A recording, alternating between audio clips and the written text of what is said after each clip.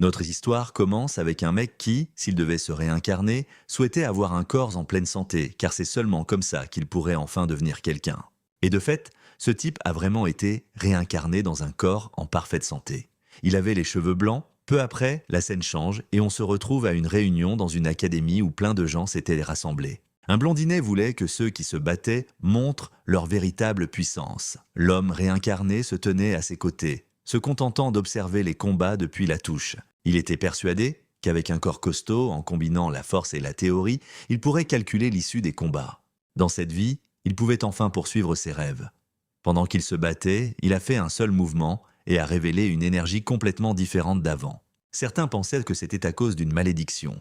Une fille s'est mise à crier, suppliant le réincarné, Lewis, de ne pas céder à la malédiction. Pourtant, même lui ne comprenait pas ce qu'il avait fait. Il n'arrêtait pas de se demander si, dans cette vie, il allait perdre face au destin. Les gens lui disèrent de laisser tomber et l'ont même traité de fillette, comme s'ils essayaient de décider de son destin à sa place. Mais Lewis s'en fichait pas mal du destin. Il était déterminé à pulvériser cette fatalité en 1000 morceaux. Puis la scène change, on revient à un moment avant que tout ça n'arrive. On est en l'an 594 du calendrier sacré, dans une académie des arcanes appelée Candria. Louisie est arrivé sur place et a trouvé tout incroyable. Il s'y attendait un peu de la part de la principale école de formation d'arcanistes de l'Empire, mais il pouvait voir qu'il y avait un paquet de candidats. Louis Carroll, un gamin de 13 ans, a été appelé. Il a regardé dans la direction de la voie. Une fille habillée en nonne ne voulait pas qu'il la laisse derrière. Un garçon à l'allure d'un télo a fait la remarque que Louis était très rapide. La nonne s'est vite approchée du garçon pour lui demander s'il avait bien pris sa carte d'identité.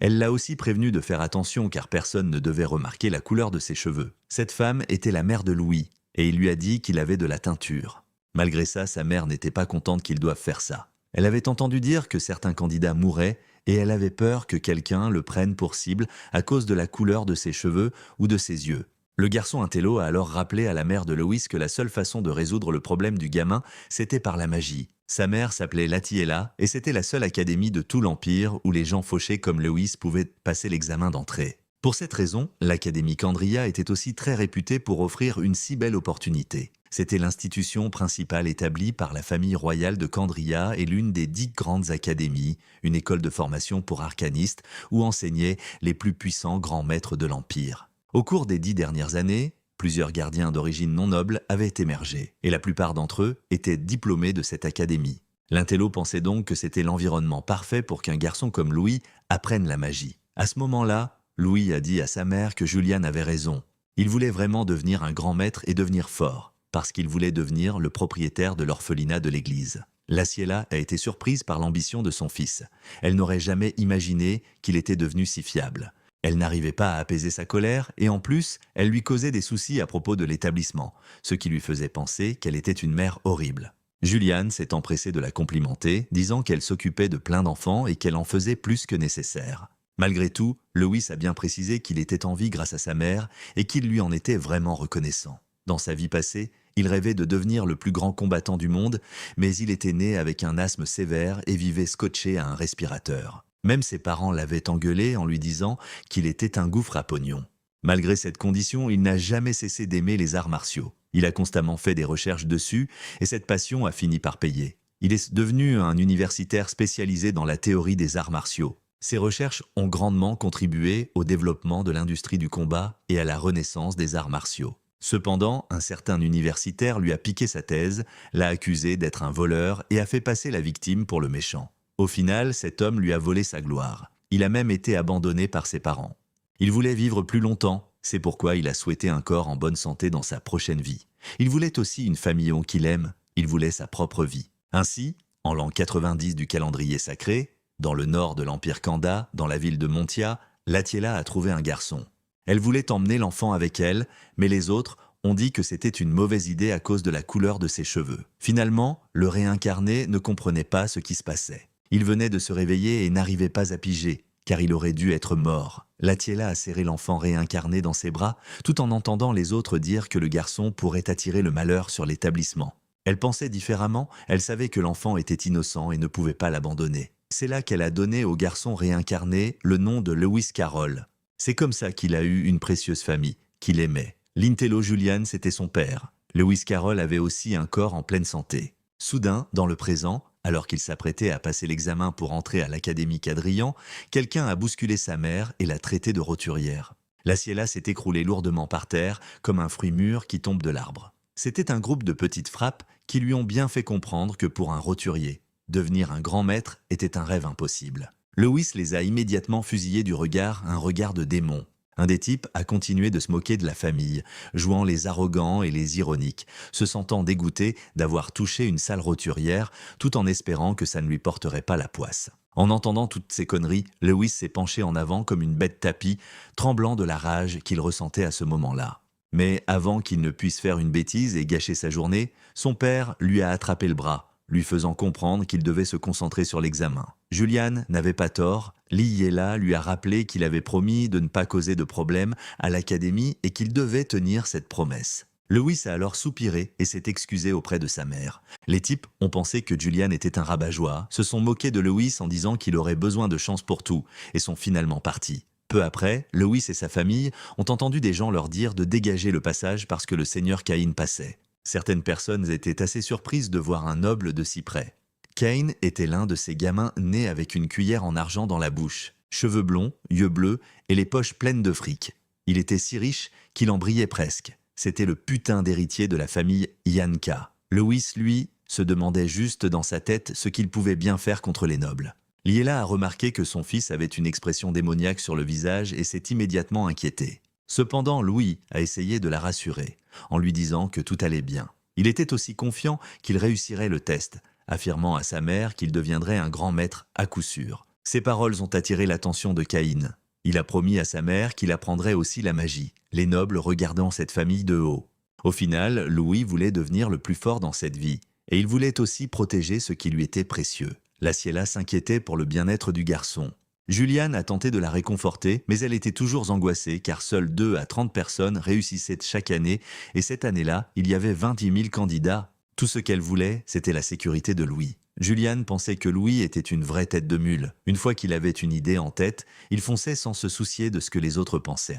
Malgré tout, en tant que sa famille, ils se devèrent de le soutenir. La Ciela n'était pas contre. Peu après, Louis est arrivé dans la salle d'examen où il a vu une foule de gens bien plus âgés que lui. À ce moment-là, un mage flottait dans les airs. C'était le 160e examen d'entrée de l'Académie des Arcanes de Candria. L'homme s'est présenté comme le superviseur en chef de l'examen de l'Académie. Son nom était Aronian Smith, le directeur de l'Académie des Arcanes de Candria. Certains ont été surpris de voir le grand maître et directeur Aronian en personne. Louis est devenu pensif. Dans ce monde, il y avait des arcanistes martiaux, des pratiquants d'arts martiaux arcaniques, et ils étaient divisés en 6 niveaux. Apprenti, combattant maître, grand maître sage et grand maître sage. Le grand maître était le 3e rang le plus élevé, autrement dit, une classe de privilégiés. Aronian a ensuite annoncé que la première épreuve consistait à monter les escaliers gardés par les vétérans de l'académie. Les laissez-passer de l'examen étaient donc placés derrière les vétérans. Il y avait 1000 laissez-passer au total et seuls ceux qui en obtiendraient un passeraient à l'épreuve suivante. Une fois tous les laissez-passer pris, l'examen prendrait fin. Après l'annonce, Aronian a déclaré que l'épreuve commençait à l'instant même. C'est alors qu'une terrible frénésie a commencé. De nombreux candidats se sont rués vers les vétérans pensant que ce serait du gâteau. Cependant, l'un des vétérans a simplement souri et a commencé à libérer son pouvoir, souhaitant la bienvenue aux candidats et leur disant qu'ils se dirigeaient tout droit en enfer. Soudain, de nombreux candidats ont été touchés. Plusieurs ont commencé à écumer de la bouche, montrant que c'était loin d'être facile. Beaucoup ont été disqualifiés d'un seul coup. D'autres candidats étaient terrifiés par cette attaque complètement bizarre. Ce vétéran était déjà connu de certains. C'était un homme du nom de Sheet, le fils du ministre des Finances. Louis a senti une intention meurtrière venant de Sheet, ce qui a rendu les autres candidats également méfiants à l'égard de Louis. Le garçon aux cheveux d'argent est passé devant tout le monde déclarant que ce n'était pas du tout une attaque. Il a expliqué que Sheet avait simplement libéré son aura pour intimider les candidats et que quiconque s'évanouissait de peur n'était rien de plus qu'une mauviette sans réelle volonté de gagner. Les yeux de Louis brûlaient de fureur. Sheet n'a pas contredit Louis, pensant que le gamin n'était finalement pas si mauvais. Pourtant, il a bien fait comprendre qu'il y avait beaucoup de gens talentueux ici et qu'il n'y avait pas de place pour les roturiers. Sur ce, Sheet en a remis une couche en montrant à nouveau son aura pour intimider les pauvres candidats. Beaucoup ont commencé à se sentir mal, disant qu'ils ne pouvaient plus respirer. Certains bavaient de même. Louis, lui, ne sentait rien. Il n'était pas aussi pathétique que ça. Il s'est contenté d'observer cette foule étrange, Louis se demandait si c'était là toute l'intention meurtrière de Sheet. Pour lui, c'était tout juste suffisant pour terrifier des gens ordinaires. Quelqu'un de bien entraîné comme Louis, c'était une toute autre histoire. Il s'est souvenu des fois où il avait combattu diverses créatures et a souri, sachant que le tour foireux de Sheet ne marcherait pas sur lui. Puis il a foncé droit sur le vétéran, déterminé à montrer aux nobles ce qu'était une véritable intention meurtrière. L'audace du garçon a choqué tout le monde. Sheet a été pris de court alors que le poing de Louis s'approchait dangereusement de lui. Sheet ne pouvait pas cacher qu'il avait un peu peur. Des murmures se sont propagés dans la foule. Ce n'est pas tous les jours qu'on voyait un gamin de 13 ans résister à l'intention meurtrière d'un vétéran et même menacer de le frapper, le tout sans utiliser la magie. Louis a alors dit au vétéran qui était resté silencieux un instant qu'il allait passer. Il a rapidement attrapé l'un des laissés-passer. Sheet, vert de rage, s'est lâchement rué sur Louis, mais Louis n'était pas un imbécile. Il s'est défendu immédiatement. Sheet trouvait impossible qu'un simple roturier puisse bloquer son attaque. À ce moment-là, Aronian est apparu de nulle part, posant une main sur l'épaule de Sheet et précisant que Louis avait réussi la première épreuve.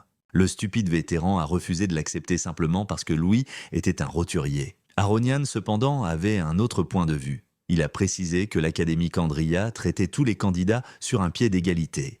Peu importait qu'on soit roturier ou noble, ils étaient tous humains. Louis et Sheet ont tous deux reconnu que le directeur avait absolument raison et Louis l'a remercié. Aronian a félicité Louis, mais il avait aussi remarqué la couleur de ses cheveux, la trouvant assez préoccupante. Le directeur Aronian a également remarqué les yeux de Louis. Louis a fait semblant de ne pas comprendre, demandant ce que le directeur voulait dire par là. Aronian a alors posé une main sur l'épaule du garçon et lui a chuchoté que si Louis était reçu, il préparerait une potion magique spéciale pour dissimuler ses traits uniques. Une potion destinée aux personnes spéciales. Le garçon aux cheveux d'argent n'avait aucune idée de ce que le directeur manigançait, mais il voulait réussir l'examen à tout prix. Il a donc décidé de se préparer pour la deuxième épreuve. Il a ensuite tourné le dos au directeur tandis que Sheet le fusillait du regard. Sheet a réalisé que c'était la première fois que le directeur intervenait pendant un examen et il voulait comprendre pourquoi le directeur protégeait un simple roturier. Finalement, il a déclaré qu'il se souviendrait du nom de Louis. La scène se déplace ensuite sur le terrain d'entraînement de l'Académie des Arcanes de Kandria, où tout le monde apprend que la deuxième épreuve va bientôt commencer. Sur les 20 000 candidats, il n'en restait que 1000. La plupart étaient des nobles ayant reçu une éducation d'élite. Il ne restait presque plus de roturiers. À ce moment-là, le noble qui avait bousculé la mère du garçon aux cheveux d'argent est passé à côté de lui, lui heurtant l'épaule et lui faisant bien comprendre que personne ne l'aiderait la prochaine fois, traitant Louis de pauvre type. L'homme avait l'air vexé, ce qui montrait à quel point il était faible d'esprit et mesquin. Louis s'est contenté de l'observer tandis qu'un autre noble arrogant lui a pointé un doigt au visage, lui balançant que si le directeur ne l'avait pas aidé, il aurait déjà été disqualifié. Louis trouvait toute cette bande de mauviettes assez amusante. Naturellement, le petit noble n'a pas aimé qu'on lui tienne tête. Louis a rappelé à ses nobles qu'un grand maître avait un bien meilleur jugement qu'il n'en aurait jamais. Le noble lui a direct demandé s'il cherchait à se prendre une pêche. Louis s'est contenté d'un petit sourire en coin, ce qui l'a profondément irrité. Fou de rage, le noble a balancé un coup de poing en pleine face de Louis, comme s'il pouvait mettre KO le gamin aux cheveux d'argent.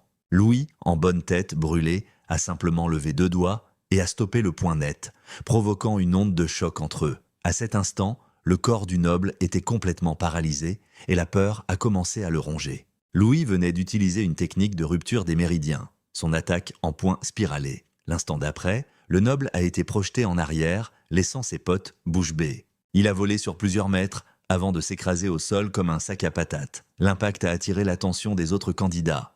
Le noble, secoué, a essayé de se relever mais se débattait violemment, le corps tremblant, pendant qu'un de ses compagnons se précipitait vers lui, inquiet. Toujours sous le choc, le noble s'est écrié qu'il ne sentait plus son bras. Celui-ci tremblait de manière incontrôlable. Il pouvait à peine le bouger. Il a immédiatement accusé Lewis d'avoir utilisé du poison et a exigé de le dénoncer. Lewis a calmement expliqué à cet imbécile que ce n'était ni du poison, ni quoi que ce soit du genre. C'était juste les arts martiaux.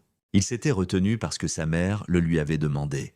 Mais sa patience avait des limites. Pour lui, seuls ceux qui sont prêts à se prendre des coups en retour ont le droit d'en donner. Avant qu'il ne puisse réduire cette ordure en bouillie, Kane est apparu. Il a attrapé le bras de Louis et lui a rappelé qu'ils étaient en plein milieu de l'examen. Il a demandé si Louis allait bien et l'a prévenu que le moindre problème supplémentaire pourrait entraîner sa disqualification. C'est seulement à ce moment-là que le garçon aux cheveux d'argent a repris ses esprits. Il a tourné le dos à tout le monde pendant que les nobles continuèrent de l'insulter, se foutant de sa gueule en disant que le blond était venu protéger les gonzesses.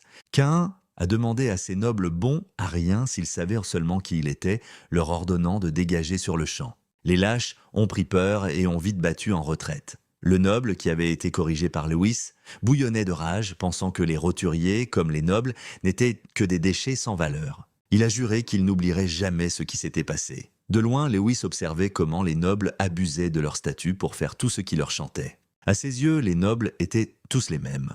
Caïn s'est alors approché du garçon aux cheveux d'argent et a confirmé qu'il s'appelait bien Louis, le complimentant sur sa force et son courage. Ken était un noble différent. Il voulait faire équipe avec Lewis.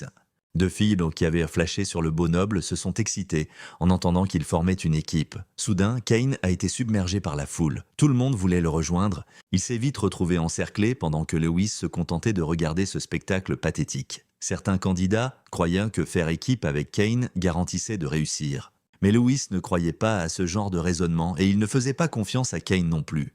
Soudain, une lumière aveuglante est apparue sur le deuxième terrain d'épreuve. Le directeur lui-même s'est matérialisé sans crier gare. Il a félicité ceux qui avaient réussi le test de volonté et a annoncé que la prochaine étape serait un test de puissance.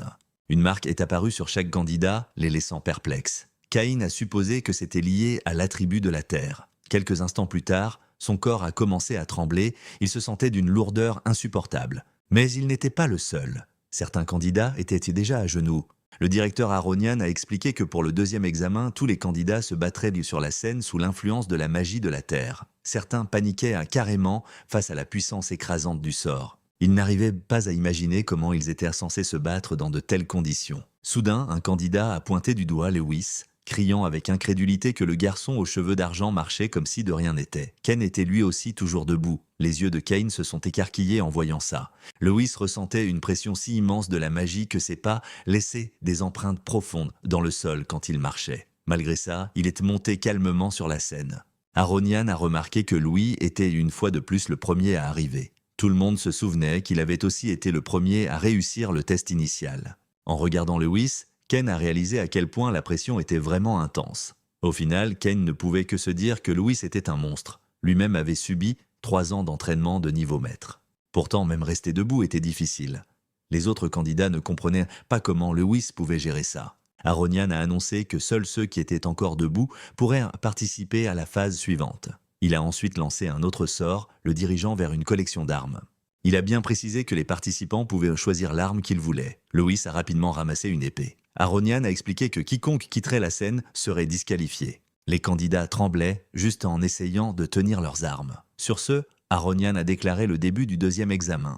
Il a claqué des doigts et a ordonné que les slimes enchaînés soient libérés. Puis il a disparu aussi vite qu'il était apparu. Quant aux slimes, les candidats n'avaient aucune idée de ce qu'ils voulaient dire. Lewis, étant plus perspicace, regardait déjà vers le haut. Il a vu des slimes tomber du ciel. Soudain, l'un d'eux s'est écrasé au sol comme un fruit trop mûr. C'est seulement à ce moment-là que les candidats ont compris ce qu'Aronian avait voulu dire. On leur a expliqué que bloquer l'attaque d'un slime rapportait 1 point, l'esquiver en rapportait 2 et en vaincre un en rapportait 5. Au final, leur classement serait basé sur le total des points et seuls les 100 meilleurs passeraient au 3e test, réduisant encore plus leurs chances. Lewis réfléchissait au fait que seulement 100 personnes passeraient, pendant que les slimes commençaient à rebondir partout comme du pop-corn. Au début, les candidats pensaient que les slimes étaient stupides et des proies faciles. Confiants, ils se sont précipités pour attaquer. Désireux de gagner 5 points, un candidat a chargé un slime, mais la créature n'était pas si bête. Elle a bondi la première, laissant le type terrifié. Le slime l'a frappé si fort au visage que plusieurs de ses dents ont sauté. Il n'a pas été le seul à se faire surprendre. Ceux qui avaient sous-estimé les slimes ont vite compris leur erreur. En voyant les autres se faire blesser, les candidats restants ont commencé à avoir peur. Puis d'autres slimes ont commencé à tomber, semant la panique dans tout le groupe. Les candidats ont commencé à tomber les uns après les autres. Pendant ce temps, les subordonnés du directeur supervisèrent le test et enregistrèrent les points de chaque candidat. Un superviseur a informé le directeur Aronian que l'examen de cette année comprenait de jeunes maîtres des familles de sages, les maisons Oranka et Duraan, ce qui rendait possible d'établir un nouveau record. Un autre superviseur a noté qu'il y avait beaucoup de candidats cette année, y compris des roturiers, et a mentionné le pauvre garçon qui avait été le premier à réussir le test initial. Aronian a répondu qu'il trouvait Lewis intéressant et qu'il était persuadé que quelque chose de fascinant pouvait venir de lui. Sauf qu'un des superviseurs a soulevé un problème. Après avoir récupéré son épée, Lewis n'avait pas bougé d'un poil. Il restait complètement immobile pendant que de nombreux candidats se faisaient humilier par un groupe de faibles slimes bleus. Certains candidats ne pigeaient pas pourquoi Lewis restait planté là à ne rien faire. Vu la vitesse des slimes, ils se sont dit qu'il était tout simplement incapable de suivre le rythme. Après tout, un roturier reste un roturier. Du moins, c'est ce qu'ils pensaient. Ils étaient convaincus qu'il allait finir par se faire démolir. C'est à ce moment qu'un slime lui a sauté droit dessus, et même avec le truc juste en face de lui, Lewis n'a pas bougé d'un cil. Puis, à la toute dernière seconde, il a rentré son cou comme une tortue dans sa carapace, laissant juste assez de place pour que le slime passe tout droit. Plusieurs candidats en sont restés bouche bée. Quelques instants plus tard, l'archer s'est fait percuter de plein fouet. Un des candidats n'en revenait pas que Lewis ait réussi à esquiver. C'était une évasion à la dernière seconde. Les slimes continuaient de rebondir dans tous les sens. Lewis observait attentivement tout ce qui se passait. Et très vite, 3 slimes lui ont foncé dessus. Il y a un crétin qui espérait carrément que Lewis se fasse toucher, persuadé que cette fois, le garçon aux cheveux d'argent ne pourrait pas esquiver. Il avait tout faux. La scène change et on voit Lewis se souvenir de quelque chose. Il se trouvait dans un endroit enneigé avec 3 jeunes hommes. Il leur avait demandé de lui jeter des pierres. Ils ont hésité, trouvant ça bien trop dangereux. Ils étaient à la fois impressionnés et inquiets pour sa sécurité. Mais le garçon aux cheveux d'argent les a rassurés, disant que tout allait bien. Il faisait simplement un test. Finalement, ils ont lancé les pierres, s'attendant à ce que Lewis les esquive toutes. Alors que les projectiles volaient envers lui, Lewis les observait avec une concentration extrême. Dans sa vie antérieure, il avait formulé une hypothèse. Il s'est entraîné à transmettre l'information à toute vitesse depuis le lobe pariétal jusqu'au cerveau. En calculant les trajectoires des attaques, s'il pouvait réagir instantanément, il pensait pouvoir gérer n'importe quel type d'assaut. Il a calculé, puis a évité de se faire toucher. Ses compagnons étaient stupéfaits, trouvant Lewis absolument incroyable. Il s'est contenté de soupirer, sachant que le test comportait encore des risques. Les autres lui ont demandé comment il avait fait, se demandant si c'était une nouvelle technique. Ils étaient bêtement fascinés. Lewis a expliqué qu'il appelait ça le calcul de combat du vide. Les 3 garçons n'avaient aucune idée de ce que ça voulait dire. Lewis était persuadé que l'issue d'un combat pouvait être prédite par la technique. Alors que les slimes lui foncèrent dessus, il a effectué d'innombrables calculs en un instant. Se révélant être un pur génie, genre l'Einstein des arts martiaux, il savait que les slimes étaient à la fois rapides et puissants, mais qu'ils ne pouvaient avancer qu'en ligne droite. En calculant l'angle et la vitesse de leur rebond, il pouvait prédire leur trajectoire d'attaque. Il a commencé à bouger. Sous les yeux de tous, il a démontré à quel point il était facile d'esquiver leurs attaques. Après 4 esquives, il a gagné 8 points. Et là, c'était à son tour de passer à l'offensive.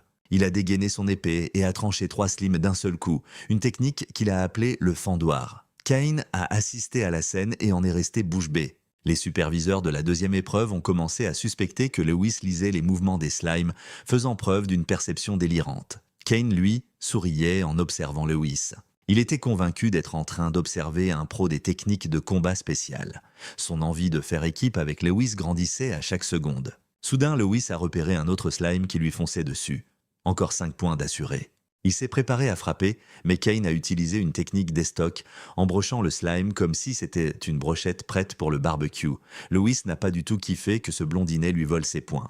Kane a nié lui avoir piqué ses points. À la place, il a pointé son épée vers d'autres candidats en prétendant que c'était à eux qu'il volait des points.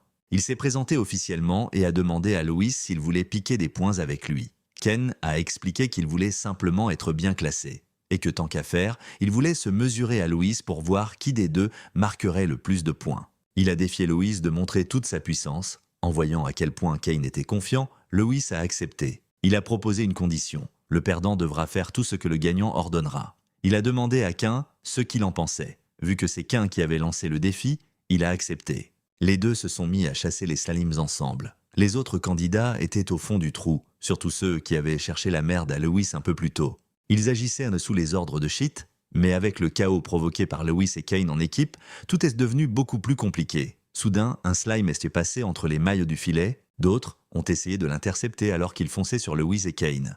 Lewis a réagi instantanément et a tranché le slime en 2, mais il ne s'attendait pas à ce que des flèches suivent juste après. Il a percuté Ken qui ne comprenait rien à la situation. L'archer à la conne pensait avoir touché Lewis, mais le garçon aux cheveux d'argent affichait un grand sourire. À la toute dernière seconde, Lewis a attrapé les 3 flèches à main nue. Le larbin de Shit est resté figé sur place, complètement choqué.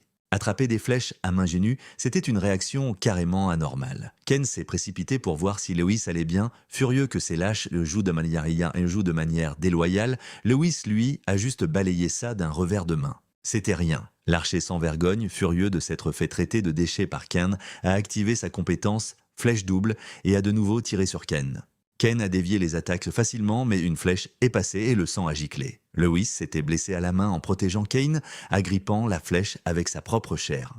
Kane a paniqué en voyant l'état de la main de Lewis. Lewis, cependant, n'a pas sourcillé. Il savait que depuis le début, c'était lui la véritable cible. L'un des superviseurs a clairement vu l'intention malveillante derrière l'attaque et a demandé au directeur Aronian si ses candidats ne devraient pas être disqualifiés. Aronian a refusé. De son point de vue, ces garçons étaient de toute façon destinés à perdre. Pas la peine d'intervenir. Il a ordonné au superviseur de préparer des potions de soins, ajoutant qu'il s'occuperait des conséquences après l'épreuve. C'est là que Lewis a demandé à Ken s'il avait déjà entendu parler du baseball. Se mettant en position avec son épée, Lewis a propulsé un slime sur un autre, le faisant rebondir vers lui. Il souriait, il s'amusait bien, d'un swing puissant, il a frappé le slime. L'impact a été énorme, et la créature a poussé un cri pitoyable en étant projetée tout droit sur les trois archers, qui n'étaient là que de bons à rien. Celui qui avait blessé Lewis a été frappé avec une telle force qu'il a volé sur plusieurs mètres, sortant du terrain et se faisant disqualifier sur le champ. Il s'est écrasé au sol comme un fruit mûr, se tenant la poitrine là où un énorme bleu était apparu. Ken voyait ça comme un jeu qu'il trouvait plutôt intéressant pour un modèle. À ce moment-là, Louis a piqué un sprint. Les autres archers encore debout s'inquiétaient pour leur petit pote qui venait de se faire disqualifier. Mais malgré ça, ils avaient à la rage contre Louis pour le bordel qu'il avait foutu. Puis l'un d'eux a remarqué que Lewis avait disparu juste avant de se faire surprendre. Lewis avait bondi dans les airs, shootant dans le slime, comme dans un ballon de foot droit sur l'un des archers, lui explosant en pleine poire. L'archer a valdingué et a été disqualifié. Au final, il ne restait plus qu'un seul de ces crétins d'archers. Évidemment, il s'accrochait encore à son bouton. Louis est apparu derrière lui et lui a chuchoté à l'oreille qu'il était le dernier, comme si cette sous-merde d'archer ne le savait pas déjà. Le petit noble voulait que ce simple péquenot s'éloigne de lui, mais Cain a tendu le pied et a envoyé ce sale morveux valser hors du terrain. Cain a même prévenu cet idiot de faire plus attention la prochaine fois. Après ça, il a remercié Louis pour ce qu'il avait fait plus tôt, mais il voulait surtout savoir si la main de Lewis allait bien. Lewis a confirmé que oui. Il a aussi dit à Ken qu'il était un mec plutôt correct pour un aristo. Après tout, il avait l'habitude que tous les nobles soient des enflures. Ken a trouvé qu'il ne fallait pas le mettre dans le même sac que les autres nobles et a demandé si Louis avait déjà entendu parler des grandes familles, vu qu'il appartenait à l'une d'entre elles, la famille Orana. Les grandes familles sont des clans qui ont produit de nombreux grands maîtres et sages. Leur influence est hyper puissante, rivalisant même avec la famille royale, la noblesse et l'association des arcanes. Finalement, Louis s'est dit qu'il y avait toutes sortes de nobles. Les autres candidats encore en lice ont commencé à se plaindre parce qu'un pauvre péon foutait le bordel dans leur examen. Ils ne voulaient pas que Louis marque plus de points. Soudain, tout le monde s'est mis à crier que les roturiers devaient dégager. Ils détestaient tout simplement les pauvres. Cependant, il y avait ceux qui léchaient les bottes de Cain et ils étaient prêts à l'aider, pensant qu'il était la cible et non Lewis. Résultat, le combat est devenu un bordel monstre. Louis a vu qu'un sacré bazar s'était formé et a prévenu Cain de rester sur ses gardes. Cain a bien fait comprendre qu'il ne baisserait plus sa garde.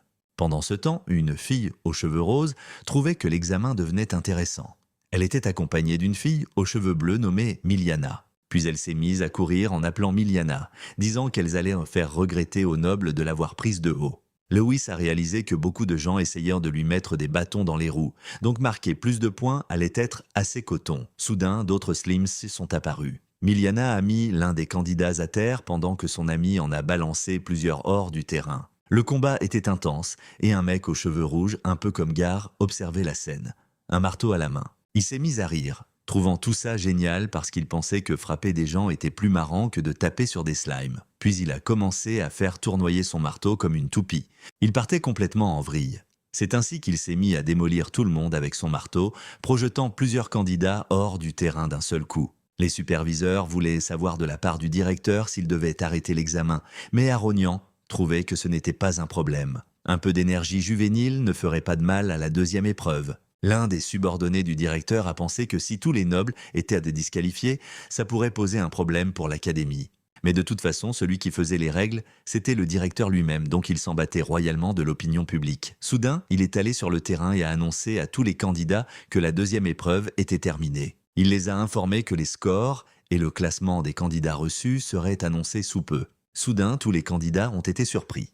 L'effet de la magie de terre avait disparu et ils ont ressenti un soulagement immédiat. Aronian a demandé aux candidats blessés de boire la potion qu'ils offraient car elle restaurerait leur santé. Louis a bu la potion et a été assez surpris de voir comment une potion magique fonctionnait. Après tout, il était pauvre et n'avait même pas 3 pièces d'argent pour en essayer une. C'était un objet très cher pour lui. Ken a demandé ce qui n'allait pas et a aussi précisé à Louis que s'il gagnait, il arrêterait de lui casser les pieds. Rapidement, Aronian a révélé le classement des candidats de la deuxième épreuve. Certains nobles trouvaient ça marrant parce qu'ils ne voyaient pas le nom de Louis sur la liste. Le roturier énervait vraiment ces nobles prout-prout. Ensuite, le directeur de l'Académie Kandria a révélé que les 5 meilleurs candidats de cette fois avaient pulvérisé les records précédents. La 5e place est revenue à Miliana Royce, la 4e place à Kainora. La 3e place est revenue à Fedurahan, l'ami de Miliana. Mais Kane était sourd, il n'a pas entendu son nom et a commencé à croire qu'il avait été disqualifié à cause de ses petits merdeux. Puis Aronian a annoncé que la 2e place revenait à Lewis Carroll lui-même avec 887 points.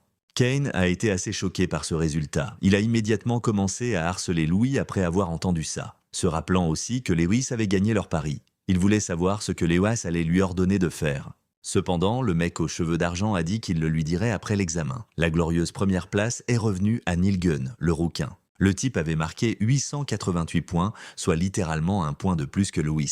Il s'est dit qu'il y avait une sacrée bande d'originaux et a espéré qu'il ne serait pas déçu. Les autres candidats s'étaient surpris car Neil était une armoire à glace. C'était vraiment un mec très costaud. Miliana a alors appelé Faye, remarquant que son ami tremblait. Faye a admis qu'elle adorerait se battre contre Louis.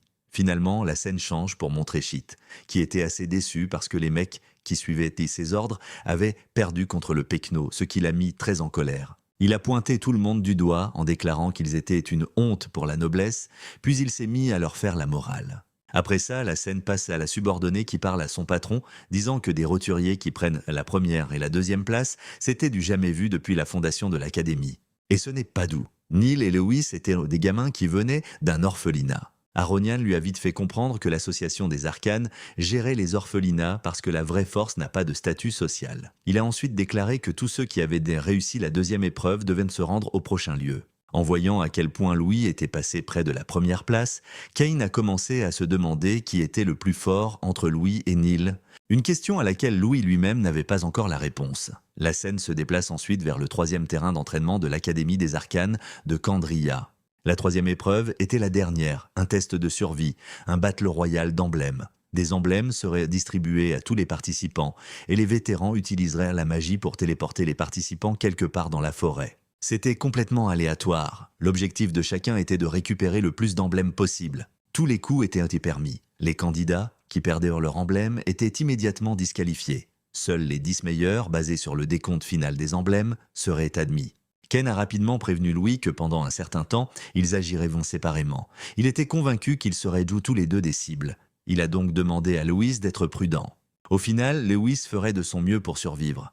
Louis pensait que de toute façon, l'annoncer en 2e place était fait exprès pour créer exactement ce genre de situation. Le directeur de l'académie voulait que tout le monde démontre ses capacités au maximum et survive jusqu'à la fin. En marchant dans la forêt, Lewis se disait que l'admission n'était plus qu'à un pas. Alors, il s'en fichait. Il voulait gagner à tout prix.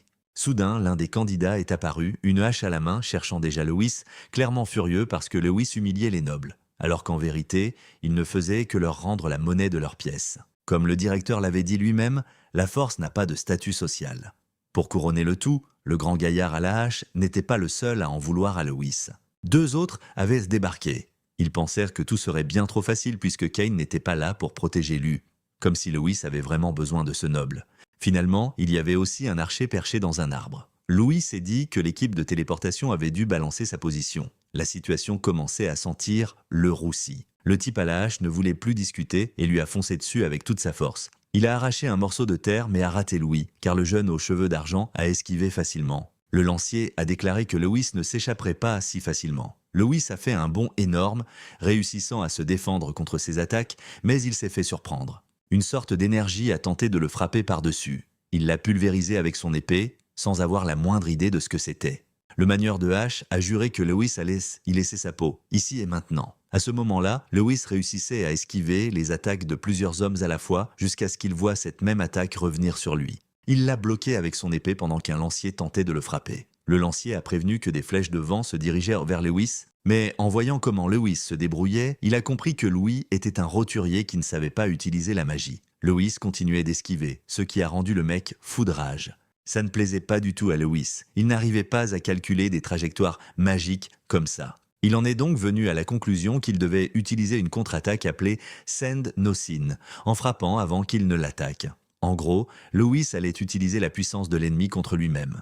À ce moment-là, les candidats s'étaient prêts à attaquer Lewis tous en même temps. Lewis s'est dit que le moment ne pouvait pas être plus parfait. Le manieur de hache pensait l'avoir enfin eu, mais Lewis a esquivé sans problème et a rapidement forcé le grand costaud à lâcher sa hache. La hache a fini par atterrir en plein dans l'œil d'un autre candidat. Sans perdre de temps, Louis a esquivé l'attaque d'un lancier, mais au même instant, l'archer a décoché une flèche. Lewis a arraché la lance des mains du type, et à ce moment-là, le lancier s'est pris la flèche. Lewis a ensuite attrapé la lance, a regardé en direction de l'archer et l'a frappé de toutes ses forces. C'est ainsi qu'il a balayé tous ses adversaires, récupérant tous leurs emblèmes. L'un des hommes est devenu furieux, disant qu'il fallait frapper Louis avec de la magie à pleine puissance. Kane trouvait ça amusant car il n'y avait aucune chance que ces types puissent encore faire ça. Il tenait une arbalète. Soudain, un homme est tombé d'un arbre. Kane s'est montré en haut de l'arbre, révélant qu'il avait mis l'adversaire à terre avec l'arbalète. C'était vraiment dommage, ces mecs ne pouvaient plus rien faire. Ils ne comprenaient pas pourquoi Kane était là, étant donné que certaines personnes l'avaient gardé occupé. Kane a alors révélé qu'il avait fait avouer tout le plan à leurs camarades, précisant bien qu'il ne se laisserait jamais avoir par des idiots. Leur erreur avait été de sous-estimer sa famille. L'homme est devenu extrêmement enragé. Il était tellement en colère que s'il forçait un peu plus, il allait finir par se chier dessus. Ken trouvait que le type faisait trop de bruit et lui a balancé l'arbalète à la figure. Puis, il est descendu de l'arbre. Louis a vu que Kane allait bien. Kane a expliqué que c'était des nobles de bas étage. Il n'avait appris que la magie et rien de plus. Ce n'était pas de gros poissons. Puis il a donné à Lewis l'un des emblèmes que le type à l'arbalète portait. Kane a aussi reconnu que si les choses restaient ainsi, Lewis n'aurait jamais la paix. Alors il lui a proposé son aide. Lewis a refusé. Il voulait récupérer ses emblèmes tout seul. À ce moment-là, Faye est apparue, applaudissant car elle trouvait toute cette performance vraiment impressionnante. Elle a été très directe, révélant que Lewis était le type qu'elle cherchait. Elle voulait se battre contre lui. Kane savait qui elle était et a expliqué à Louis qu'elle était la fille d'un grand maître. Louis a demandé si c'était une amie de Kane et s'il l'avait déjà combattue. Kane a eu l'air un peu gêné, précisant que Faye, aussi musclée soit-elle, n'était pas son amie. Cependant, il a révélé qu'il l'avait déjà combattue. À l'époque, il n'avait pas eu de chance car il avait baissé sa garde. Faye voulait que les deux arrêtent de flirter, disant qu'elle les prenait pour des lâches. Quoi qu'il en soit, elle voulait savoir pourquoi ils ne se battaient pas l'un contre l'autre. Ken a rapidement donné un conseil à Louis, révélant que Faye pouvait déjà utiliser la magie et que son niveau de compétence était celui d'une apprentie. Au final, il valait mieux que Louis l'ignore et aille récupérer des emblèmes. Ça n'a pas du tout plu à Faye. Elle trouvait ça lâche, comme s'ils essayaient de se défiler. Louis a pointé son épée vers elle en disant qu'il voulait voir comment une grande famille se battait. Faye a tout de suite été excitée, révélant qu'elle se battait sans magie. Elle s'est rapidement précipitée vers Lewis. Il a fait très attention pendant qu'elle tentait de le frapper de toutes ses forces avec sa lance, mais il a réussi à coincer la lance sous son bras. Elle s'est dit qu'il s'était super bien défendu.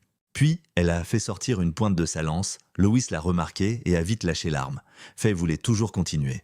Elle a sauté et a frappé le sol, créant un cratère. Les superviseurs observaient de loin. Ils trouvaient les techniques de lance de la famille de Faye, la famille d'Urahan, hallucinante, avec en plus une vitesse incroyable. Cependant, ils étaient aussi surpris par Lewis, car ce n'était qu'un simple roturier et il tenait bon depuis un bon moment contre elle. Après tout, elle avait des ressources qu'ils n'avaient jamais eues. Donc, la différence de niveau entre eux était flagrante. Ses subordonnés pensaient que Louis n'allait pas tarder à perdre. Le directeur était également présent et l'un des subordonnés a voulu savoir qui, selon le directeur de l'académie, allait gagner. Aronian a révélé qu'il aimait bien Lewis, mais qu'il ne pourrait pas vaincre Faye. Les subordonnés ne comprenaient pas pourquoi Lewis serait incapable de gagner ce combat. Pour Aronian, ce combat était un choc entre le corps et la volonté. Puis la scène change alors que la poussière se soulève. Soudain, Faye a émergé de la poussière, les yeux injectés de sang, flamboyant, essayant de frapper Lewis par tous les moyens. Il a esquivé toutes ses attaques, les doigts dans le nez, ce qui a foutu Faye grave en rogne. C'est à ce moment-là que Lewis a trouvé une ouverture. Il a évité ses coups, qui étaient très rapides, puis a bondi. Faye a bien montré qu'elle n'arrivait pas à croire que Lewis ait pu esquiver toutes ses attaques, alors que même Kane n'en avait pas été capable. Lewis lui a dit tout simplement que ce n'était pas difficile du tout. Tout ce qu'il fallait faire, c'était de bien mater. Voyant ça, Faye a décidé d'essayer une autre technique appelée le croissant. Lewis l'a vu et savait que les techniques de lance avaient plusieurs mouvements comme les coups d'estoc, les balayages, les parades et les coups d'arrêt. Combinés à la portée de la lance, c'était une vraie galère. En même temps, il était convaincu qu'il y avait plusieurs points faibles mortels. À ce moment-là, Faye a commencé à faire tournoyer sa lance, tandis que Lewis réalisait que l'une des faiblesses fatales était la vulnérabilité au corps à corps. Autrement dit, s'il frappait au bon moment et réduisait la distance en un éclair, il pourrait contre-attaquer. Il a donc utilisé une technique appelée la danse de l'épée. Faye savait ce qu'il essayait de faire, mais a dit qu'avec elle, ça ne prendrait pas. Elle a rapidement commencé à tourner et Lewis ne pigeait rien à ce qui se passait. Faye a déclaré que la lance de la famille Durhan n'avait aucune faiblesse, alors il devait se tenir prêt. Elle était en train de créer un véritable tourbillon. Le superviseur a vu que Faye était un pur talent, bien que ce ne soit pas exclusif à elle. Toute sa famille était extrêmement talentueuse, pourtant ils ont reconnu la valeur de Lewis, car il se défonçait. Lewis a continué d'essayer d'endurer, conscient qu'une autre faiblesse était que les techniques de lance bouffaient une énergie de dingue. Alors, il a persisté à se défendre avec précision, croyant qu'à un moment donné, une faille finirait par se montrer. Au moment où Faye a cessé de tourner, Lewis a vu sa chance et a tenté de la frapper avec tout ce qu'il avait. Cependant, son épée s'est pétée. Elle a été surprise, car si ça n'était pas arrivé, il aurait pu contre-attaquer. En voyant ça, Lewis s'est dit qu'il avait vraiment la poisse. Son adversaire a commencé à croire qu'il n'y allait pas à fond, ce qui ne lui a pas plu du tout. Mais c'était l'une des habitudes de Lewis. Il aimait d'abord observer pour décider s'il devait y aller à fond. En tout cas, il a révélé qu'il allait passer aux choses sérieuses. Faye ne comprenait pas, puisque son arme était cassée. C'est à ce moment que Lewis a révélé qu'il était en fait meilleur à main nue. Puis ils ont repris le combat. Sans perdre de temps, Faye a utilisé une de ses techniques et a foncé sur Lewis. En regardant le combat, Kane a prévenu Lewis que la technique était la charge tournoyante. S'il était touché, il prendrait super cher. À ce moment-là, Lewis a commencé à faire des mouvements de main et son énergie s'est entremêlée à la technique de Faye, laissant Kane bouche bée. Faye était complètement confuse parce que pour elle, c'était impossible. Lewis avait arrêté sa technique à main tue. À ce moment-là, même les superviseurs ne pigeaient que dalle à ce que Lewis venait de faire. Le directeur a commencé à réfléchir. Faye pensait que ce n'était pas encore plié. Alors elle a donné un coup de pied dans sa propre lance, l'a rattrapée et a révélé qu'elle avait un autre tour dans son sac. Elle a placé la lance derrière son dos et a rapidement commencé à se déplacer à une vitesse de malade. Puis elle a de nouveau tenté de le frapper, mais soudain Lewis a fait les mêmes mouvements de main et a de nouveau bloqué son attaque, la laissant complètement paumée. Le directeur de l'académie a vu que Lewis avait stoppé la rotation de la lance avec une technique spéciale, quelque chose qu'il n'avait jamais vu auparavant, et a pensé que le garçon aux cheveux d'argent était bluffant. Un des subordonnés n'arrivait pas à imaginer qu'un roturier puisse se battre contre la technique de la famille Durhan. Faye a été projetée à plusieurs mètres suite à la défense de Lewis. Elle était extrêmement surprise et voulait savoir c'était quoi cette technique bizarre que Lewis utilisait. Lewis a expliqué que c'était un type de défense d'arts martiaux où il calquait ses mouvements sur ceux de la lance pour annuler la force du coup. Faye n'y captait que dalle pendant que Lewis était prêt à lui en montrer plus, se déplaçant vers elle avant qu'elle ne puisse le frapper. Il a esquivé alors qu'elle essayait de le toucher de toutes les manières possibles. Il était pratiquement passé hors de portée de sa lance. Kane pensait qu'il voyait une sorte d'illusion d'optique. Les mouvements de Lewis et Faye ressemblaient à un papillon. Faye devenait complètement impatiente car son adversaire était juste en face d'elle et elle n'arrivait pas du tout à le toucher. C'était un pas élégant créé par un boxeur légendaire déplaçant les pieds rapidement d'avant en arrière, connu sous le nom de pas du papillon. C'était en gros des déplacements légers avec un rythme super chaud à suivre, ce qui le rendait parfait pour cette situation. Puis, Lewis a rapidement envoyé Faye valser à nouveau avec l'impact. Ken n'en revenait pas de voir Faye se faire projeter par Lewis. Le directeur a admis qu'il ne s'y attendait pas du tout, vu que même dans une bataille sans magie, il n'y a pas grand monde qui peut battre Faye. Les superviseurs ont commencé à penser que Lewis était un génie du combat rapproché. Faye a déclaré que le combat n'était pas encore fini, montrant qu'elle était vraiment une femme très forte. Après tout, elle venait d'une excellente famille, donc elle ne pouvait pas perdre facilement. Lewis n'a pas pu s'empêcher de remarquer qu'elle avait lâché sa lance. Il a donc cru qu'elle utiliserait des arts martiaux basés sur la lance. Faye a complètement pété un câble, essayant de défoncer Lewis à coups de poing. Il s'est déplacé rapidement. Elle a tenté de lui mettre une patate de forain. Il a réussi à la bloquer, mais la patate était monstrueuse. L'impact a fini par lui blesser la main. Malgré ça, il a salué sa technique, tandis que Faye a précisé que la famille Duran, c'était pas que des lanciers. Elle a alors montré une autre technique avec ses poings, tandis que Lewis continuait d'utiliser des techniques de boxe. La bataille est devenue ultra chaude. Il était super content de se battre de tout son cœur contre une adversaire forte. C'était un rêve qu'il avait toujours espéré voir se réaliser. Il en voulait de plus en plus. Son cœur a commencé à battre de plus en plus vite. À ce moment, son regard a changé du tout au tout. Il a bondi, voulant voir comment elle allait réagir. Faye ne comprenait pas c'était quoi ce bordel. Parce que Lewis avait complètement changé. C'était comme si elle voyait un démon foncer sur elle. Son corps était cloué sur place, donc tout ce qu'elle pouvait faire était d'essayer de se défendre, mais le choc était tellement ouf qu'il l'a envoyée voler tandis qu'elle crachait du sang. Le directeur était complètement sur le cul. Faye a volé jusqu'à percuter un arbre et est tombée au sol. Certains candidats regardaient, n'en revenant pas, qu'un roturier ait fait ça à Faye.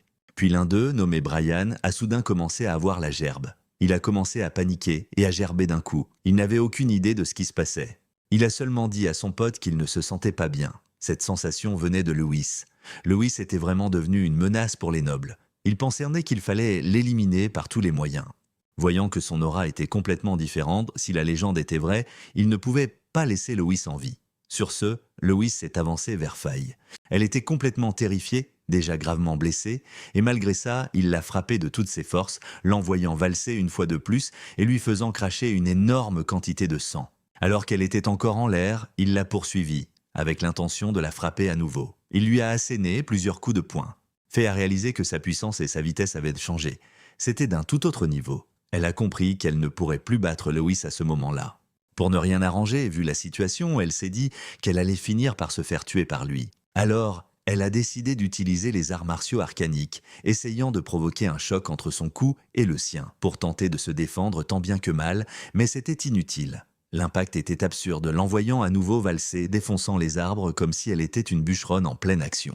Soudain, Lewis est revenu à la normale. Réalisant ce qui venait de se passer à nouveau, il a regardé son poing et a vu que c'était de la magie. Kane est arrivé, voulant savoir si Lewis allait bien. Lewis allait bien, mais il voulait savoir comment allait Faye. Puis Chet est apparu, déclarant que Lewis avait perdu son emblème et qu'il était donc disqualifié. À ce moment-là, Lewis a vu son emblème partir en fumée.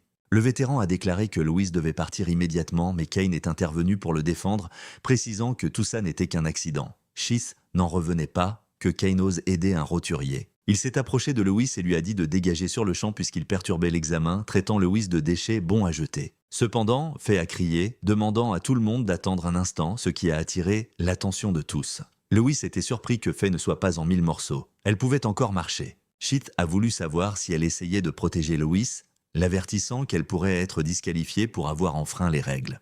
Mais Faye, couverte de blessures, n'avait pas envie d'écouter un taré raconter des conneries. Alors elle lui a dit de la fermer. Elle savait que l'emblème de Lewis avait brûlé et elle s'est excusée auprès de lui, expliquant qu'elle avait accidentellement utilisé la magie. Ken n'arrivait pas à croire qu'il voyait Faye en train de s'excuser. Cependant, Lewis n'était pas d'accord, disant qu'il était entré dans un mode rage.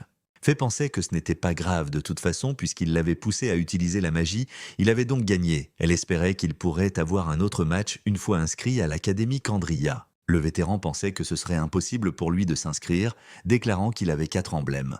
À ce moment-là, Faye a pris son emblème et l'a donné à Lewis en récompense pour l'avoir vaincu. Lewis avait maintenant 14 emblèmes enveloppés dans un tissu. Faye a alors informé le vétéran que l'emblème de Lewis avait brûlé après qu'il l'ait mise KO, donc ça devrait compter comme un résultat valide. Schitt est devenu furieux en entendant ces paroles. Soudain, Faye, qui était un peu folle sur les bords, a tapé plusieurs fois sur l'épaule de Kane en le traitant de beau gosse. Lui ne comprenait absolument rien à ce qui se passait. Faye leur a ensuite tourné le dos, déclarant qu'elle n'accepterait pas que des faibles réussissent, alors que ceux qui le méritent sont laissés pour compte. Elle a donné un coup de pied dans sa lance, l'envoyant voler en l'air et l'a rattrapé au vol, précisant que seules 10 personnes au total pouvaient être reçues. Elle a ensuite demandé ce qui arriverait à Lewis si le 10e du classement avait 14 emblèmes ou plus. Ken s'est dit que c'était une coïncidence, car il pensait justement à la même chose. Il ne s'attendait pas à ce que Faye pense à autre chose qu'à se battre. Faye s'est énervé en comprenant qu'il l'a traité d'idiote, alors ils sont partis tous les deux chercher plus d'emblèmes. Lewis les regardait avec un sourire. Soudain, le superviseur est apparu à côté de Lewis et de Sheet, informant Lewis qu'il avait perdu son emblème et qu'il était donc disqualifié et qu'il serait escorté dehors par l'homme aux cheveux d'argent. Lewis a simplement accepté le fait. Mais Sheet a bien fait comprendre que les choses n'en resteraient pas là. Son collègue Brian a dit que si Faye battait d'autres candidats, Lewis finirait par être reçu. N'empêche, Sheet ne voulait plus jamais revoir la tête de Lewis. Il a commencé à se demander si ce serait vraiment si bizarre qu'un candidat meure dans un accident pendant l'examen. Brian aimait ce que Chas disait, espérant que Chas ne serait pas une mauviette comme les autres. Brian continuait de penser à la sensation étrange qu'il avait ressentie plus tôt à propos de Lewis et s'interrogeait sur sa véritable identité. Peu après, Lewis est parti avec le superviseur. Il savait que les arts martiaux étaient certainement puissants, mais seul, il ne faisait pas le poids face à la magie. Il s'est dit que s'il pouvait apprendre dans cette école comment fusionner la magie et les arts martiaux, il pourrait devenir très fort. En marchant, ça l'embêtait que ses vêtements soient en lambeaux. À ce moment-là, un homme encapuchonné passait à côté de lui.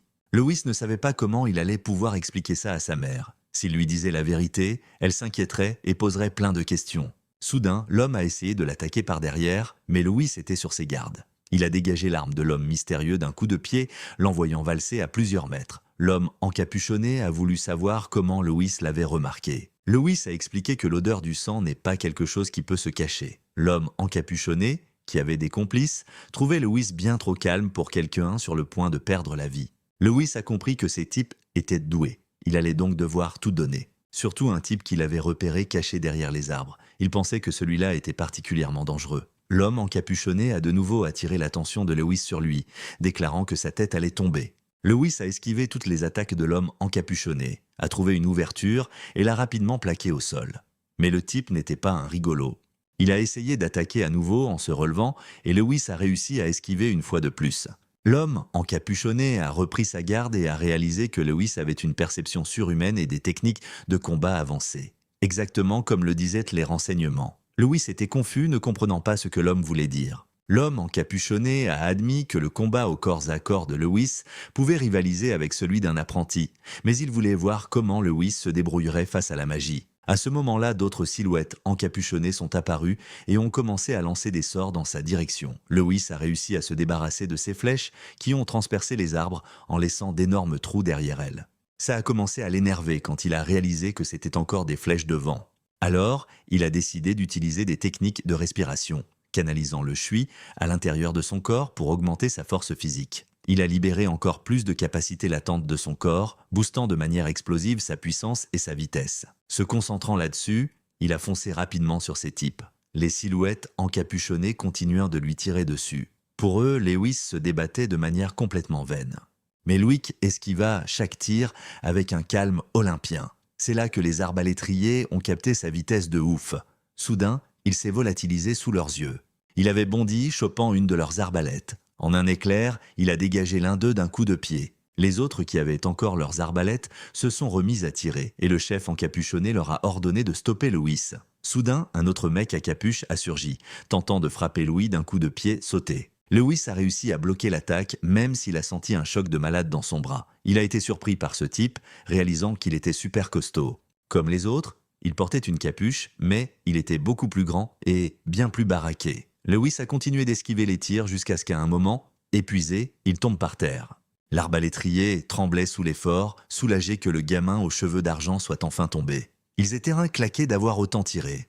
L'un d'eux a commencé à se douter que Lewis n'était pas un simple roturier, vu qu'il était bien plus chiant qu'un apprenti ordinaire. Soudain, Lewis a remarqué leur mouvement. Il s'est relevé à une vitesse incroyable, a saisi l'arbalète de ce type, l'a baissée et l'a frappé en plein dans le cou. Avec ses seuls doigts, il a failli briser une des vertèbres du mec, le faisant saigner abondamment. Tenant le corps de son adversaire, il a tiré sur les autres silhouettes encapuchonnées. Mais le grand costaud a réussi à bloquer l'attaque comme si de rien n'était. Il n'avait pas gobé que Lewis faisait le mort. Lewis était affaibli mais toujours capable de se battre. Le colosse a applaudi, trouvant ça super impressionnant pour un gamin de son âge. Après tout, Lewis n'avait que 13 ans. Lewis a remarqué que même si ses subordonnés étaient de mort, le type en avait rien à foutre. Il les traitait comme de la merde. Sur ce, Lewis a foncé droit sur lui. Le mec a esquivé facile, exactement comme Lewis venait de le faire. Il a dit que Lewis était un gamin très malin. et que s'il n'avait pas reçu d'ordre d'une certaine personne, il aurait aimé prendre Lewis comme disciple. Il a alors utilisé une sorte d'arme, un marteau sombre, comme s'il l'avait fait apparaître de nulle part, et a frappé Louis, l'envoyant valser dans les airs. L'homme était cependant extrêmement rapide et a réussi à suivre Lewis, se positionnant juste en face de lui. Le colosse a dit que Louis possédait des capacités qui pouvaient surpasser celles d'un apprenti, mais contre un combattant de rang supérieur, Lewis ne faisait même pas le poids. Il a de nouveau frappé le garçon aux cheveux d'argent, l'écrasant violemment au sol. L'impact a été monumental. Pourtant, le combattant n'a pas lâché l'affaire. Quand la poussière est enfin retombée, il a vu que Lewis était toujours en vie, mais que ses os étaient complètement en vrac. Lewis a fait comprendre à son adversaire qu'il n'allait pas crever ici. Son adversaire a répondu froidement que la vie de Lewis se terminerait là, quoi qu'il arrive, garantissant que même un dieu ne pourrait pas le sauver. À ce moment-là, il a commencé à préparer une attaque magique, faisant s'écarquiller les yeux de Lewis. Il utilisait une technique martiale arcanique appelée le marteau céleste. Mais Louis refusait de mourir ici. Il voulait maîtriser la magie et protéger sa précieuse famille. Il voulait changer son destin, peu importe le prix à payer. Une fois de plus, son mode Furax a ressurgi. Louis voulait survivre à tout prix. Une énergie massive a jailli de son poing, bloquant l'attaque de son adversaire. Le grand baraquet ne comprenait pas ce qui venait de se passer, bordel. Soudain, une explosion gigantesque a éclaté. Louis toussait violemment. Le combattant trouvait ça bizarre. Il avait l'impression de se battre contre quelqu'un de son propre rang.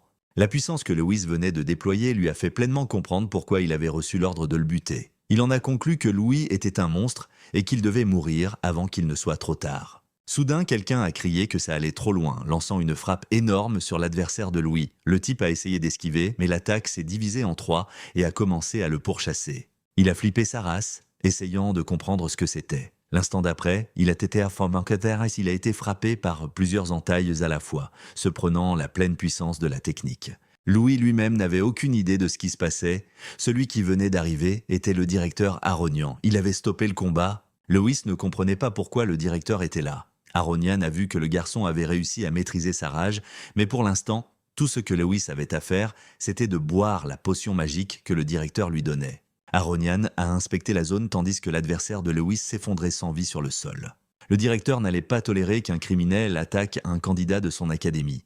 Il a exigé de savoir qui avait donné l'ordre. L'homme encapuchonné a déclaré que le directeur ne devait pas croire qu'il pourrait protéger ce monstre. Soudain, le type est devenu un peu dingue, précisant que ce n'était que le début. Puis, il a explosé de nulle part, créant un bain de sang macabre sur les lieux. Aronian n'a pas compris au début, croyant que c'était l'œuvre de la guilde des assassins. Le combattant avait effacé sa propre existence pour éviter que des informations ne fuitent. Aronian espérait qu'il se trompait. Lewis s'est rendu compte à quel point la potion était incroyable. C'était une potion de soins avancée. Même ses os fracturés avaient été complètement réparés. Il a alors pensé que le directeur n'était pas apparu par hasard. Il voulait savoir pourquoi Aronian le sauvait tout le temps. Le directeur, cependant, a été très direct avec le garçon, disant qu'ils en discuteraient de chez Louis, le prenant complètement au dépourvu. C'est là que Louis a réalisé qu'il était très tard et que sa mère devait être morte d'inquiétude. Il s'est mis à courir plus vite que Sonic, sachant qu'il allait passer un sale quart d'heure s'il ne se grouillait pas. À ce moment-là, le directeur a appelé Kylie, lui ordonnant de s'occuper du nettoyage. Pendant ce temps, toujours dans la ville de Mania, des nobles se disputaient avec la mère de Louis parce qu'elle avait réparé la machine à moudre, ce qu'ils trouvaient très étrange. Ils croyaient aussi que la femme leur avait imposé ça et pensaient qu'elle s'imaginait que tout allait bien juste parce qu'elle avait le soutien de l'église. Ils ont attrapé la pauvre femme par le bras alors qu'elle expliquait qu'elle attendait simplement un enfant à cet endroit. Cependant, une de ces ordures la regardait avec un regard de psychopathe, lui faisant bien comprendre qu'elle n'avait pas intérêt à leur mentir, prétendant qu'elle devait être punie. Soudain, le pied de Lewis s'est encastré dans la gueule de ce connard, lui faisant sauter plusieurs dents. Le coup de pied était parfait en voyant le mec s'écraser contre son pote. La Ciela était super contente de voir que Lewis était enfin rentré à la maison, mais elle a été complètement choquée en regardant son fils. Lewis a demandé si sa mère allait bien, mais elle n'a prêté aucune attention à sa question. À la place, elle a exigé de savoir ce qui lui était arrivé. Ses vêtements étaient complètement en lambeaux et il y avait du sang séché sur son corps. À ce moment-là, Louis a dit que tout allait bien, expliquant que ses vêtements avaient juste été un peu abîmés pendant les examens.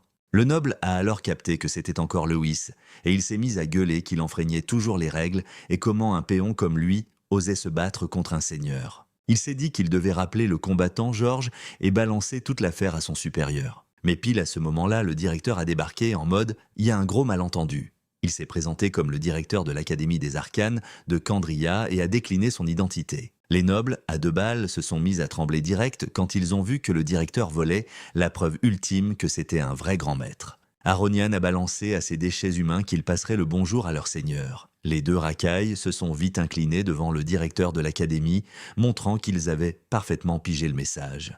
Le directeur a ensuite demandé de confirmer si Latiela était bien la mère de Lewis. Il a avoué que c'était un peu soudain, mais qu'il avait un truc à lui dire. Latiela l'a invité à entrer et à s'asseoir un moment. Aronian a alors remarqué le moulin bizarre dont les nobles avaient parlé. Le moulin bougeait tout seul, sans aucune magie.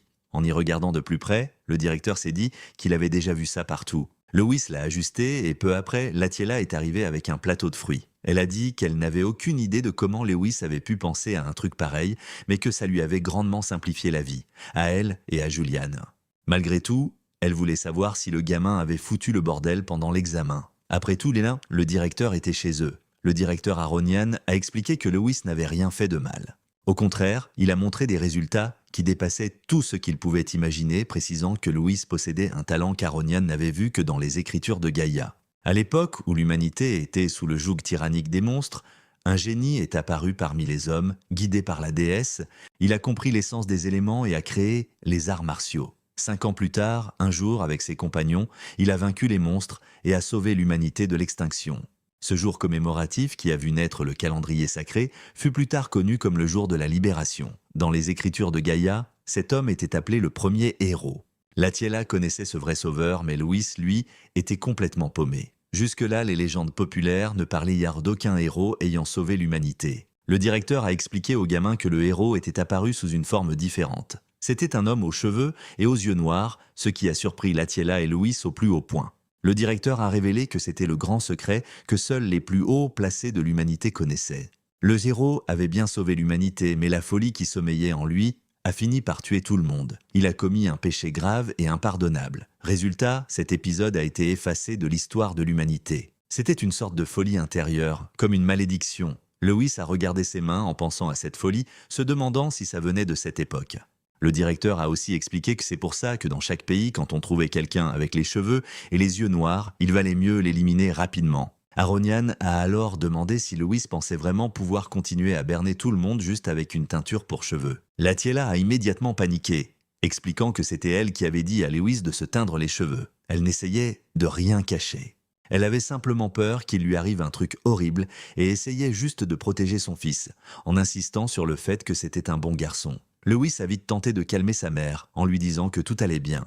Si le directeur avait voulu le buter, il l'aurait déjà fait. Lewis était donc persuadé que le directeur était là pour une autre raison. Aronian s'est dit que le gamin était très sage pour quelqu'un de seulement 13 ans. Non seulement Lewis résistait à la folie intérieure, ce que le directeur appelait le mode rage, mais Aronian voyait aussi en lui les grandes qualités d'un nouveau héros. Lewis était paumé après avoir entendu ça. Aronian a expliqué que même si le monde avait l'air paisible, une grande obscurité se cachait sous la surface. En observant Lewis, il s'est soudain dit que son potentiel était juste un truc de dingue. Pour cette raison, le directeur de l'Académie de Kandria était prêt à guider le garçon sur le droit chemin pour l'avenir de l'humanité. Il a nonchalamment lancé le fruit qu'il avait dans la main vers Lewis, qu'il a rattrapé avec style. Aronian l'a aussi informé que grâce aux efforts de Kainefa, la plupart des candidats avaient foiré l'examen final. Du coup, Lewis avait réussi. Le directeur a alors souhaité la bienvenue à Lewis à l'Académie des Arcanes de Kandria et lui a demandé s'il aimerait recevoir son enseignement personnel.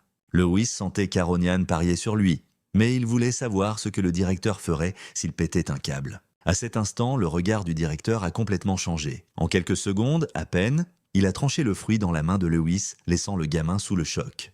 Aronian a révélé que si ça arrivait un jour, il tuerait Lewis, ce qui a plombé l'ambiance. La scène passe ensuite au lendemain matin. Un des potes de Lewis était choqué d'apprendre que son ami avait reçu une invitation personnelle du directeur de l'Académie de Kandria. Pourtant, Lewis sentait que ce n'était pas la seule raison pour laquelle le directeur était venu chez lui. Au final, le directeur lui avait lancé un avertissement la veille. Pendant que son pote calculait déjà toutes les dépenses que Lewis devrait supporter, Lewis se demandait quel était vraiment son lien avec le héros légendaire. Il s'est souvenu du moment où le directeur avait dit qu'il ne dupait personne avec ses cheveux teints, et que s'il perdait complètement le contrôle, il serait tué de la main même du directeur. Il ne savait pas jusqu'à quel point il pouvait faire confiance aux paroles du directeur. La scène revient ensuite à la veille, après leur conversation, quand Lewis a fait remarquer que le directeur n'aurait pas dû dire ça devant sa mère, car ça allait la rendre super anxieuse. Mais Aronian pensait que si Latiella ne savait rien, elle finirait par devenir un fardeau. Ça n'a pas plu du tout à Lewis. Aronian a prévenu le garçon qu'une fois sa véritable identité révélée, sa famille serait aussi en danger. Vu que c'était sa mère, elle devait comprendre la situation un minimum. Il a ensuite prévenu Lewis qu'il devait devenir plus fort, car les vraies épreuves ne faisaient que commencer. Au final, Lewis savait que le directeur avait raison, il devait vraiment devenir plus fort.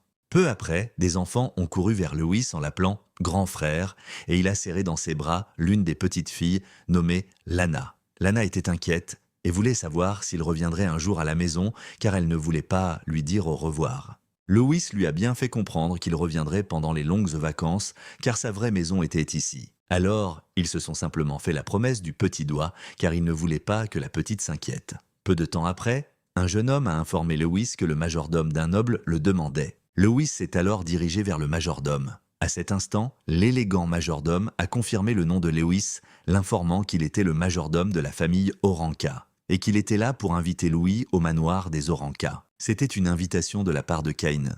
Lewis s'est dit que Kane voulait probablement renforcer leur amitié avant le début des cours, alors il a accepté sans problème. Le majordome lui a demandé de monter dans la calèche. La scène change et on se retrouve dans l'empire de Candria, à Tarsen, où le majordome explique à Lewis que la famille Oranka est un truc de ouf, au point d'avoir fait prospérer la ville de Tarsen juste par leur présence. Quand Lewis a vu le manoir gigantesque, il a été assez surpris. Peu après, Kane est apparu pour accueillir Lewis, lui rappelant qu'ils étaient devenus camarades de classe.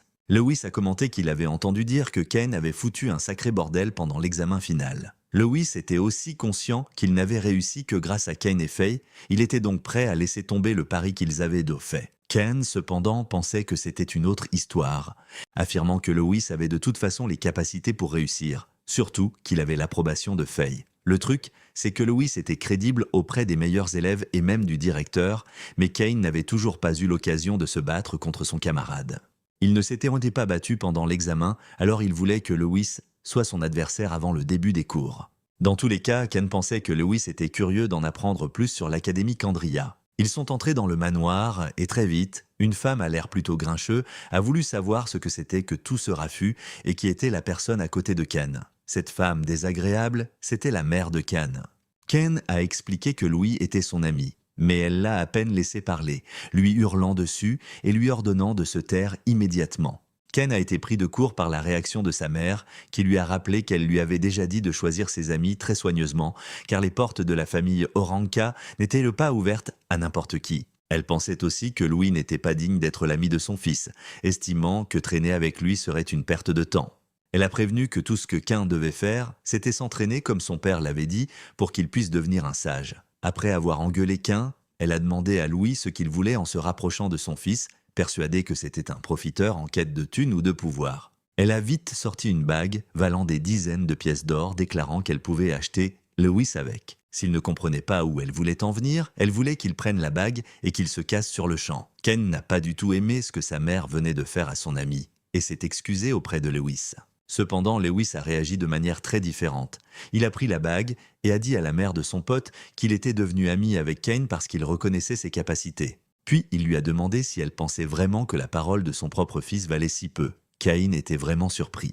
La femme est devenue profondément irritée et a ordonné à quelqu'un de virer ce prolo de sa maison. Plusieurs gardes sont rapidement apparus. Kane a demandé à sa mère d'attendre un moment, expliquant que Lewis avait plus de talent que lui, qu'il avait battu des records à l'examen et avait même vaincu Faye. La mère de Ken ne croyait pas qu'un roturier puisse surpasser les enfants de familles riches, alors elle a pensé que son fils mentait. Ken a insisté, disant que ce n'était pas un mensonge. Lewis a assuré à la mère de Ken que s'ils unissaient de leurs forces, ils deviendraient tous les deux plus forts. La mère de Ken était devenue nerveuse et a hurlé sur Lewis, pensant qu'il était extrêmement arrogant et qu'il se moquait de sa famille. Soudain, la porte s'est ouverte et un homme a déclaré que si Louis restait dans les parages, Ken deviendrait effectivement plus fort. Il voulait avoir la confirmation que ce qu'il avait entendu était vrai. Cet homme, c'était le maître de maison.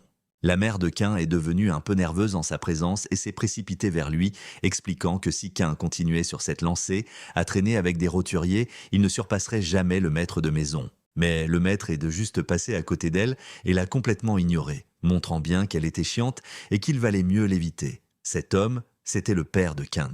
Cain s'est immédiatement incliné en le voyant. Lewis a salué le père de son ami en se présentant et en donnant son nom. Lewis a senti une aura incroyable, un truc très similaire au niveau du directeur émané du père de Cain. À ce moment-là, le père de Cain a voulu savoir si les paroles de Lewis étaient vraies et Cain l'a informé que les capacités de Lewis étaient supérieures aux siennes. Le père de Cain a alors demandé à Lewis de le prouver. Cet homme était William Oranka, le chef de la famille Oranka. Lewis a senti une intention meurtrière écrasante venir de William. C'était si fort qu'il avait l'impression de se faire mordre par une bête gigantesque. Il pouvait à peine respirer. Il a réalisé que William avait vraiment l'intention de le tuer. La pression était absurde. La volonté de William était terrifiante pour Louis, affectant son âme d'une manière qu'il n'avait jamais ressentie. Mais bon, il ne fallait pas en attendre moins d'un grand maître. Cependant, comme Lewis avait chassé des monstres sans arrêt ces dernières années, il avait développé une résistance à l'intention meurtrière. Si ce n'était que de ce niveau-là, il pouvait l'endurer. Il a commencé à libérer son propre pouvoir. William a vu ça et il était perplexe. Les yeux de Lewis ont complètement changé. Leurs intentions se sont affrontées, mais l'impact de William sur Lewis était brutal. Cain a commencé à s'inquiéter pour son ami. Lewis est tombé à genoux et Cain s'est précipité pour le soutenir, lui demandant si ça allait. William a alors voulu confirmer si le nom du garçon était bien Lewis Carroll et lui a demandé pourquoi il cherchait la force. Lewis a répondu direct, expliquant qu'il voulait protéger sa famille. William lui a alors tourné le dos et a dit à son fils que sa volonté était très faible et qu'il avait beaucoup à apprendre de Lewis. La mère de Cain s'est inquiétée et a interpellé William, mécontente de sa décision.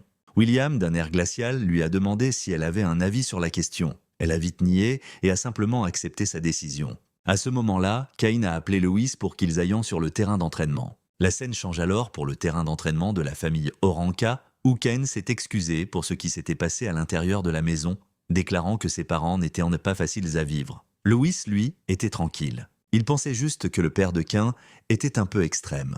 De toute façon, il n'y avait pas vraiment de différence entre lui et Cain. Donc tout allait bien. Cain a expliqué à Louis que son père était un méritocrate, donc être reconnu par lui était difficile. Au final, Lewis semblait plus apte à faire partie de la famille Oranka que Cain lui-même. Lewis pensait que William avait testé ses capacités à cause de Cain et il s'est donc dit que c'était la manière de William de montrer son amour. Cain a commencé à réfléchir à ce que son ami venait de dire. Il se souvenait clairement qu'il n'avait presque jamais quitté cette maison depuis qu'il était petit. En y repensant, tout ce qui revenait à l'esprit de Cain, c'était des souvenirs où il ne faisait que manger, dormir et s'entraîner. Le souhait de son père était de l'élever pour qu'il devienne un grand sage, tout comme son grand-père l'avait été. Sans comprendre pourquoi, Cain continuait simplement à balancer son épée comme on le lui avait dit. Peut-être qu'il voulait juste que son père le reconnaisse enfin. Mais pour Cain, cet endroit était comme une prison. On aurait dit qu'il fallait même la permission des gardes pour respirer. Les adultes autour de lui n'arrêtaient pas de le flatter en l'appelant le jeune maître. Il s'en fichait complètement. Son statut et son talent n'étaient que des boulets pour lui. Plus on essayait de le retenir, plus son désir de voir le monde extérieur grandissait. Cain voulait chanter librement comme un barde, comme un oiseau traversant le continent. Malheureusement, il vivait dans un monde où seule la force comptait. Il reconnaissait qu'il était encore assez faible, mais ce n'était pas qu'il voulait être fort juste pour le plaisir de l'être. Manier son épée était simplement le seul moyen qu'il avait trouvé pour briser ses chaînes. Son père, William, était aussi un ancien de l'académie, alors Cain voulait y entrer pour devenir plus fort. Il voulait obtenir la permission de vivre librement, et pour ça, il comptait sur Lewis. Lewis a confirmé son soutien, montrant qu'il était là pour l'aider. Peu après, ils ont commencé à s'entraîner. William les observait tous les deux et a demandé à son majordome s'il avait les résultats des enquêtes. Le majordome a informé son maître que Lewis n'était clairement pas un garçon ordinaire, car d'après les informations recueillies, il avait utilisé une série de techniques de combat totalement inédites. Non seulement il avait pulvérisé les records précédents, mais il avait aussi battu Faye, qui utilisait pourtant la magie. Le majordome a aussi informé William que Lewis avait rapidement gagné le respect du directeur de l'académie de Candria, qui, apparemment, s'était même battu contre la guilde des assassins la veille pour protéger Lewis. William a commencé à se dire que le gamin qui s'entraînait avec son fils était un sacré aimant à emmerde. Le majordome a alors voulu savoir pourquoi William avait autorisé Lewis à approcher son fils. William a expliqué à son majordome que les fouteurs de merde attirent le danger et que les défis sont faits pour être surmontés. C'est comme ça qu'on progresse. Il était convaincu que Lewis était vraiment capable de rendre son fils plus fort. À ce moment-là, Caïn a utilisé une technique pendant que Loïs demandait à son ami d'y aller à fond. William s'est mis à penser que son fils avait l'œil pour reconnaître les gens talentueux, une chose à laquelle il ne s'attendait vraiment pas. Caïn a alors utilisé une compétence appelée la poussée du vent, fonçant sur Lewis. Le garçon aux cheveux d'argent a vite lu son mouvement, tentant de coller une droite à Caïn en pleine poire tout en esquivant son attaque. Lewis a alors dit à son pote que l'accélération avec la magie, c'était bien, mais il trouvait que les mouvements de Caïn devenaient beaucoup trop prévisibles. Caïn y a été surpris, que même en utilisant la magie, Lewis arrive à contre-attaquer si facilement. C'est là qu'il a compris pourquoi Faye n'avait pas réussi à le battre. À ce moment-là, Lewis est devenu pensif et a demandé à Caïn s'il n'avait rien senti d'étrange dans son propre style de combat. Caïn ne comprenait pas, vu que ces techniques étaient en des arts secrets transmis dans la famille Ranka. Son père et son grand-père les avaient maîtrisés et étaient redevenus forts grâce à elles. Cependant, Lewis essayait de faire comprendre à son ami qu'il existait une autre voie. Caïn était surpris que Lewis lui suggère quelque chose de différent de ce que son père et son grand-père lui avaient enseigné. Lewis a alors ramassé une épée et a demandé à Caïn s'il n'avait pas envie de surprendre son père. À cet instant, William, qui observait la scène, a vite compris que quelque chose clochait en voyant les deux garçons se diriger vers lui.